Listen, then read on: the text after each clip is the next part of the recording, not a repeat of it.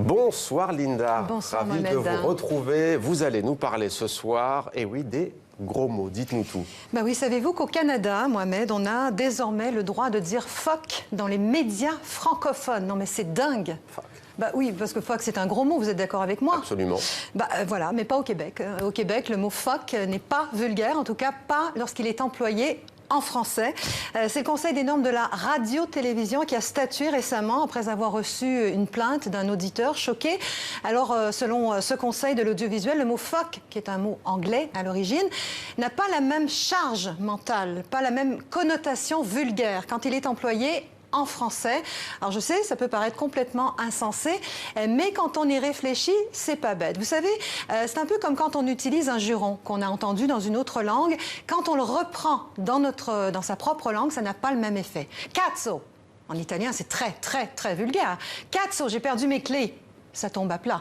Hein? Fuck, j'ai encore oublié d'acheter des citrons. Vous voyez? Fuck, c'est l'équivalent de zut, en fait. Hein. Zut, j'ai raté mon bus. Ah, fuck, je vais être obligé de marcher. Hein, donc, il n'y a rien de vulgaire là-dedans. En anglais, par contre, fuck, c'est très vulgaire. Alors, cette affaire m'a emmené à réfléchir, à m'intéresser au rôle que jouent les gros mots dans notre vie. Ouais. Et j'ai trouvé plein de choses intéressantes.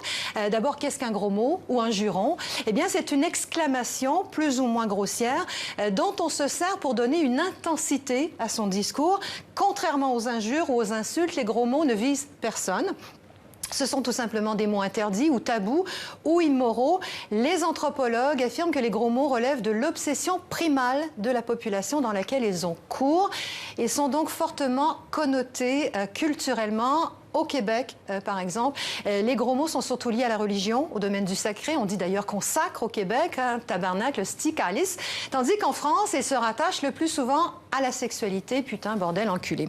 Alors, ce qui est important de comprendre, c'est que le gros mot est libérateur.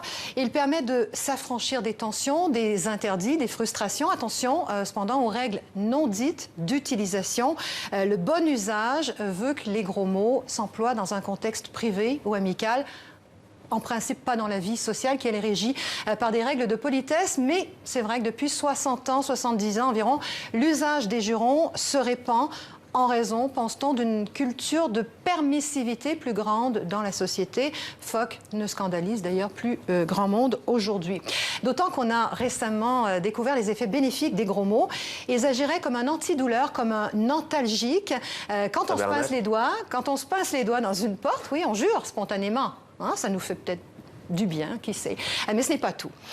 Les gros mots peuvent aussi nous aider à être plus forts physiquement. Des études réalisées sur des sportifs au Royaume-Uni ont démontré qu'ils étaient plus performants s'ils juraient en même temps qu'ils s'entraînaient. Alors jurons, ça fait du bien au moral et puis c'est bon pour la santé.